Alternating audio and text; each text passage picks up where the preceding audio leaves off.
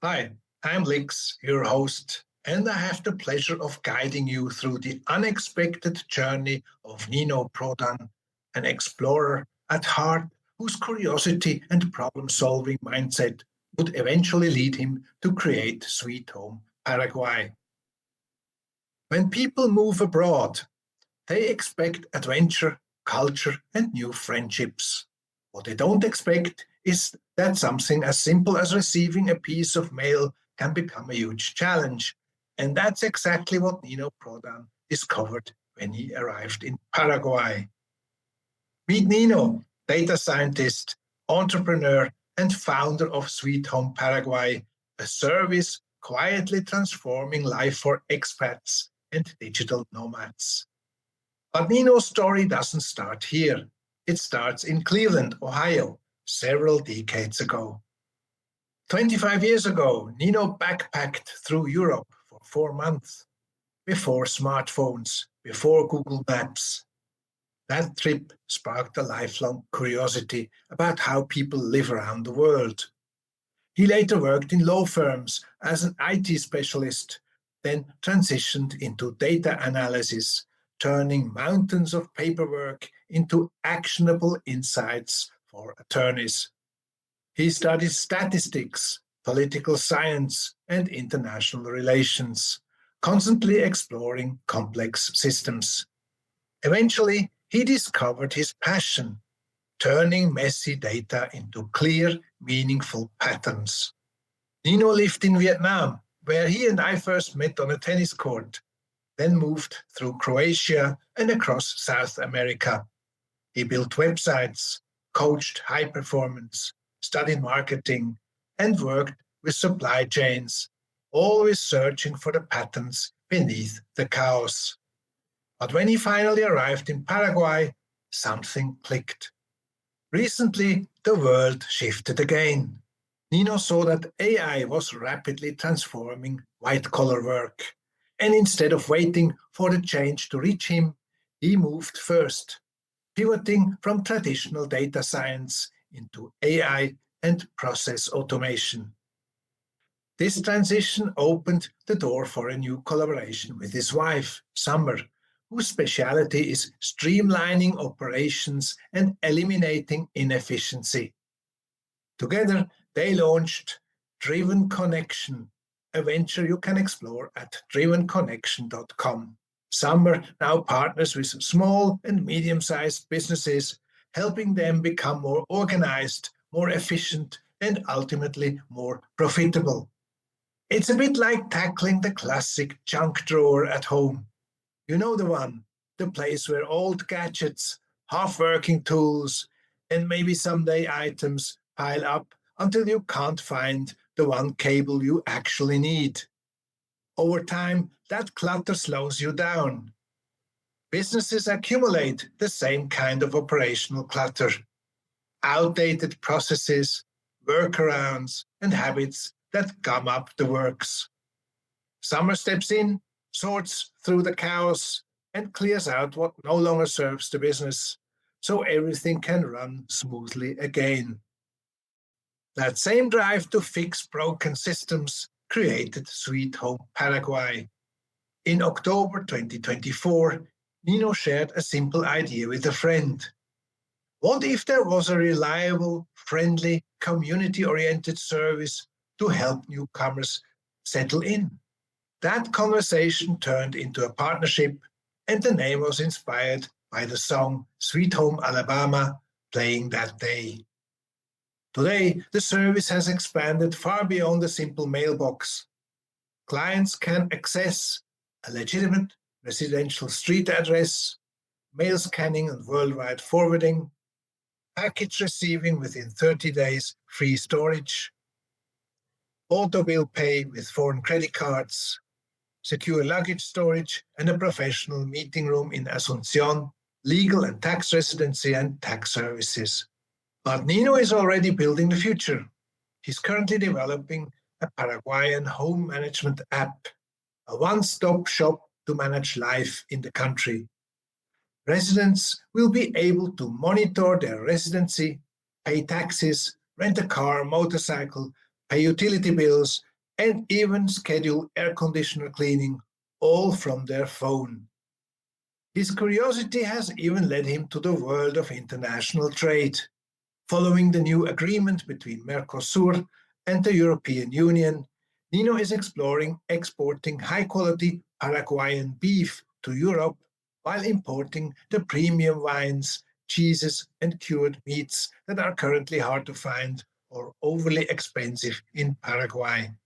Now, let's sit down with Nino Prodan and hear directly from him his insights, his experiences, and his on the ground perspective from life in the heart of Paraguay. Nino, you've lived in several countries. What originally pushed you to start exploring the world? Originally, it was a road trip around the U.S. I think I was driven by just seeing, exploring, understanding the rest of the world, and leaving the small city of Cleveland that I grew up in, and just seeing what was out there, understanding the world, understanding other people.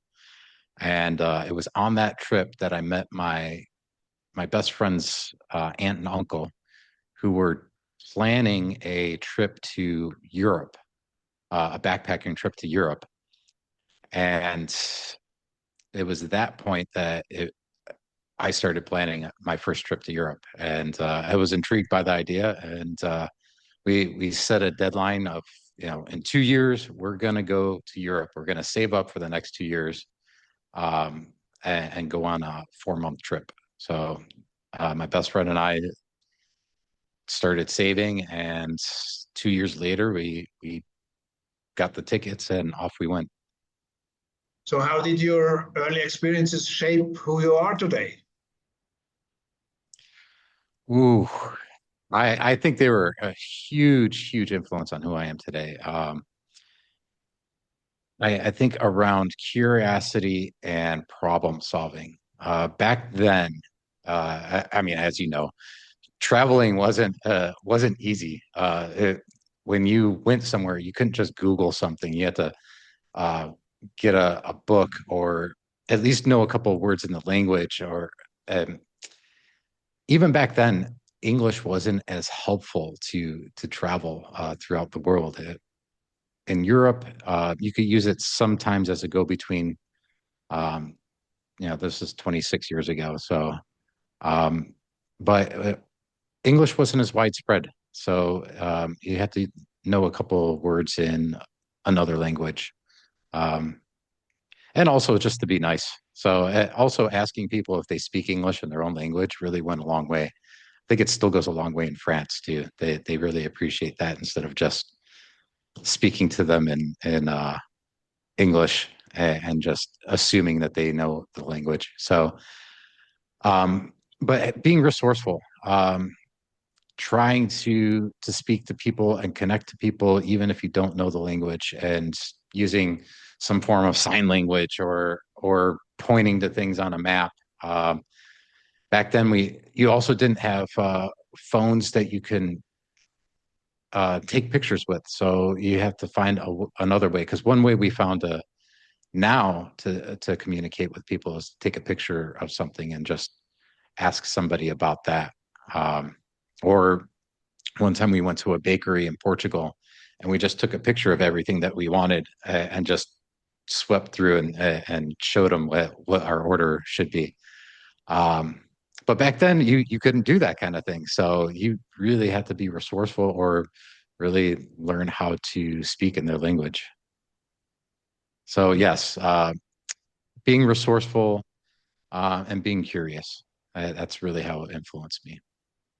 So now you're in Paraguay. What's the first unexpected difficulty someone moving to Paraguay should prepare for? The biggest thing is to have patience and lower any expectations of timelines. Uh, it's and also the expectations of, if you do this, you'll get this result. And I've noticed, if you deal with the government and you file this form, you'll get this result.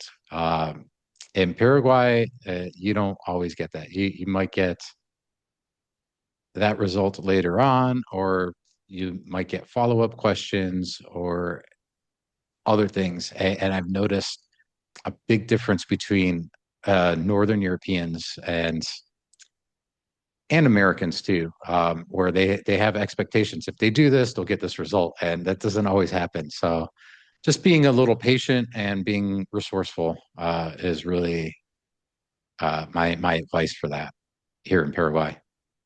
Right. So why do so many people underestimate the fact that small details can derail their plans? Well, like here in Paraguay, um, things can be affected by the weather, and it's something you don't really come across in a lot of the northern hemisphere. If it rains really hard, it can create power outages. Actually, just last week we had two blackouts, and trees were downed everywhere. And this country is very, very green. There's trees everywhere. If you look at, I'll send you some pictures, but you'll see peaks of buildings poking out of the canopy, but there's just a canopy across the whole city. And this is a major metropolitan city, so it's I think it's awesome to see such green when looking at the top of the city. So the quantity of rain and also the infrastructure of the country, um, with its low taxes and everything else, functions a little differently than what we're used to expecting. So a heavy downpour can create power outages. Computer systems at bureaucratic offices are fragile. Anything can create a disruption in what you would normally assume is a smooth process. So there's that. The work hours here are different. Paraguayans actually work 48 hours a week on Saturdays too. But unlike the culture of Northern Europe, that's not 48 hours of just, you get things done. There's a lot of social aspects of it, taking breaks to drink today and socializing with colleagues. It's a much slower pace of work because their social life is also built into that 48 hours, and that might be why it's 48 hours. Is they accommodate the social aspect of things. You set up a WhatsApp group, and why did it grow so fast from 15 to over 2,000 members? I think part of it was having a core group of people that really connected and enjoyed time together, was part of it. And then also, we had a big focus on just keeping the group positive, because people there's lots of people fleeing bureaucracy and heavy taxes in Europe, and also other countries, and they come here to get away from that. But when they do, that's all they talk about. And we've made it a really conscious, concerted effort to keep people focused on the positive things in life. It's like, why did you come here? What is it that you like about Paraguay? And focus on those things. Focus on the things that you can do, or the things that you're doing, or what's in front of you rather than what's behind you. I think that's one reason that people have actually gravitated to the group a lot, is the positive mentality.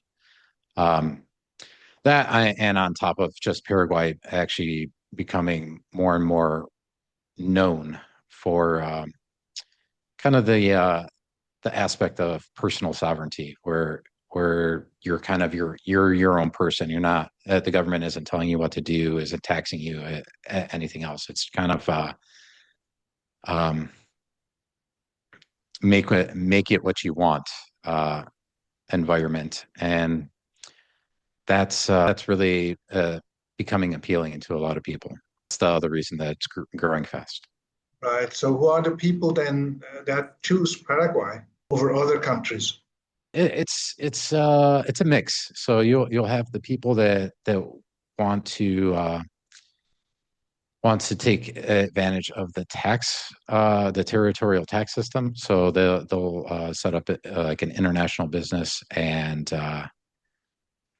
and then move their residency to Paraguay and take advantage of the tax system that way. There's the people that are more about personal sovereignty, where the government isn't telling them what to do, how to build houses. There are restrictions on things, but one, enforcement is very light, and two,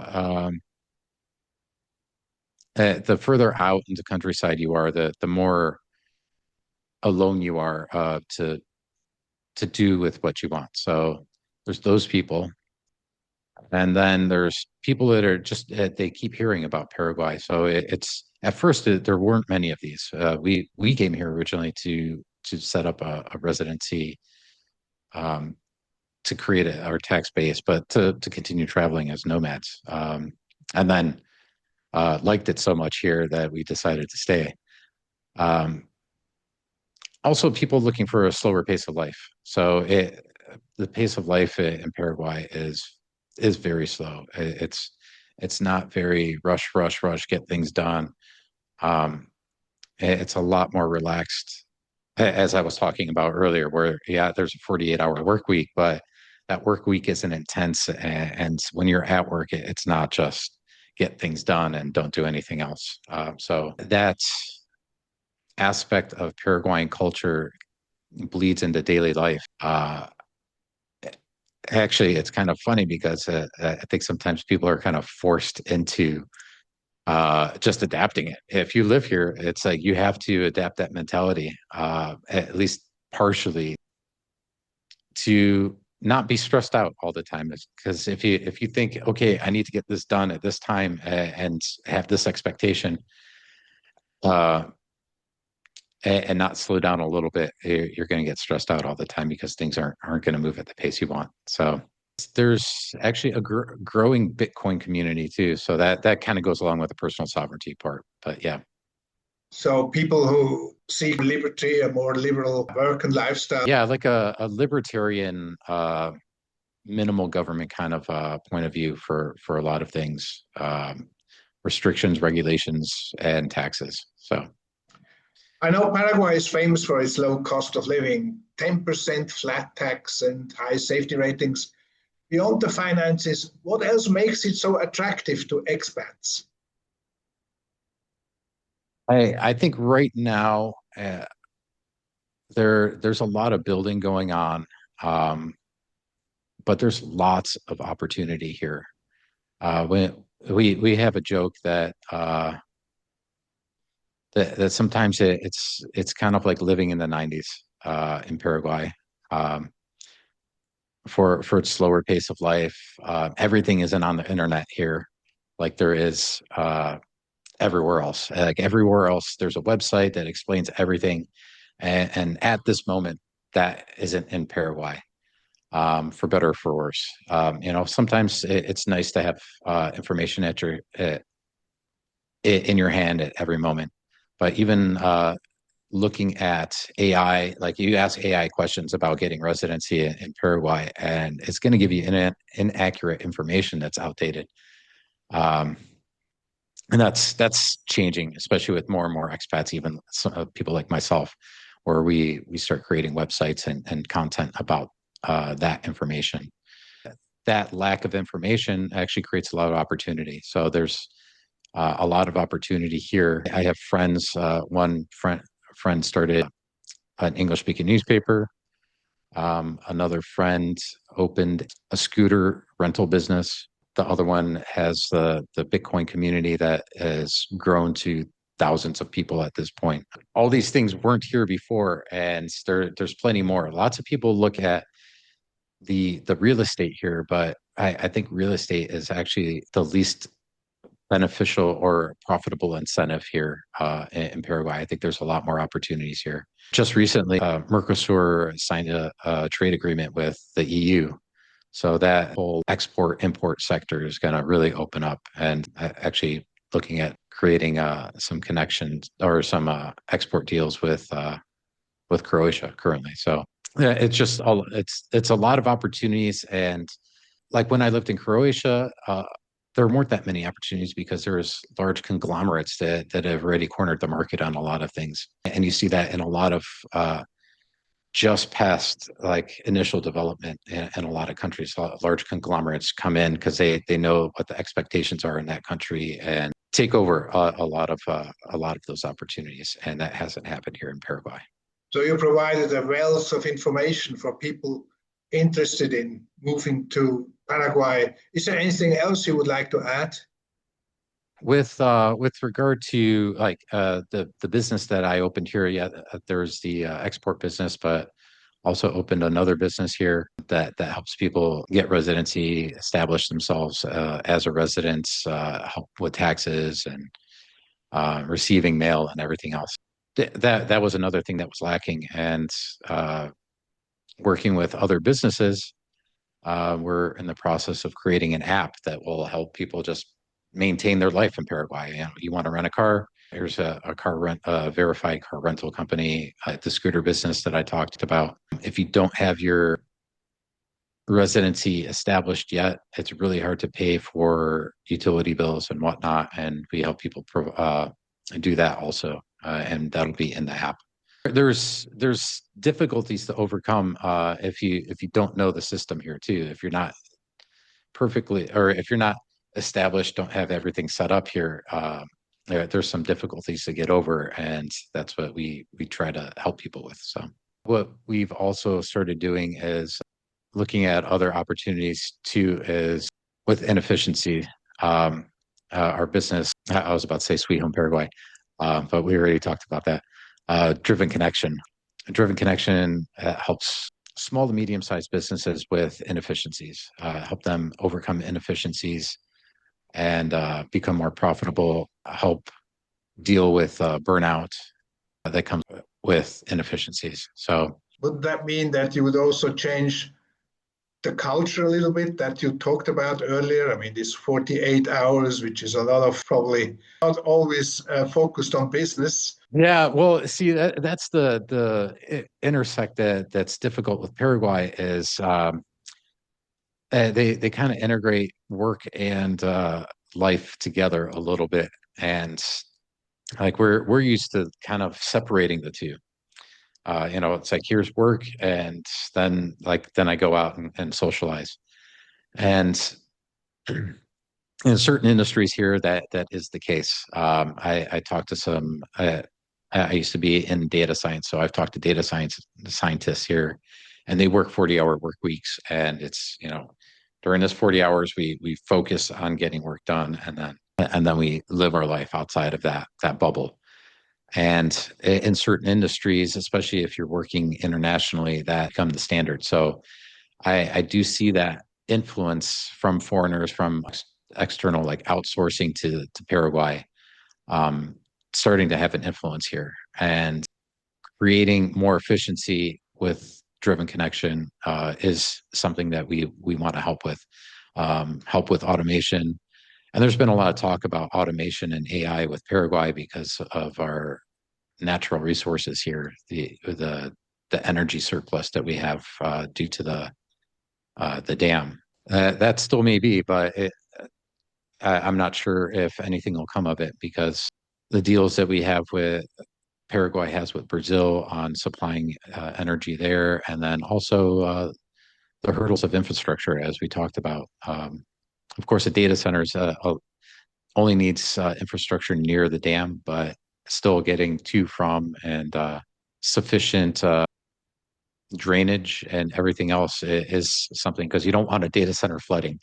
Yeah, so along with the culture part, but it is something that we've talked about, that we would probably need to create training centers for certain types of cultural shifts in work. So yeah, I can imagine if you help increase efficiency and productivity of Paraguayan companies, there could be interesting partners to international supply chains, which they may not yet be right now. yeah, and I do see a lot of a lot of the expats that are coming here, having those kind of ideas of like how to make things run more smoothly. And I I say in the near future that there'll be more impact on efficiency inside of Paraguay, um, and and I hope that the intersect of the new ideas that come in don't clash too hard with the culture, and somehow that I think that's the thing is, will the slow pace of life still exist after the efficiency comes in? And I hope it does, because I think that's one of the really nice parts of Paraguay is the pace of life, and I think that's also part of the draw for a lot of people. And for me, I mean, one reason I like efficiency is because it does provide me more time to instead of more time to get things done, more time to enjoy my time rather than just dedicate all that to work. So That's right. I remember I had once a boss who worked only 40 hours a week. That was his principle constantly. But he worked in these 40 hours always much more efficiently and better organized, processes better thought through. He was the most competitive executive in the company that I worked for. Yeah, it's true. If you're more efficient, you have more free time and more time to do other things and more time to think about other things, which otherwise you wouldn't. yeah, so yeah, more time to connect with people, and the one thing about Paraguay is this whole country is about community, and I think I also saw the same kind of culture in Vietnam where it is a very communal culture, and I really like that because in the U.S. you can live somewhere and not know your neighbors for years, and not even see your neighbors for years. And here you start walking around a little bit, and people instantly start welcoming you or talking to you, um, and here they're very welcoming, very cheery, and very actually curious about foreigners. So it's actually I feel very welcome here, and I have the whole time that we've lived here. So hopefully that continues. Thanks for the chat, Nino. Those insider tips on the practical side of life are exactly what people need to actually thrive here, not just survive. I will add the contact address below the video so that people can reach out to you. Thank you very much. From data magician to AI entrepreneur, Nino's journey shows that whether it's a mailbox, a business process, or a bridge connecting continents, the right system can change everything. It's all about helping newcomers feel at home. One letter, one service, and one story at a time.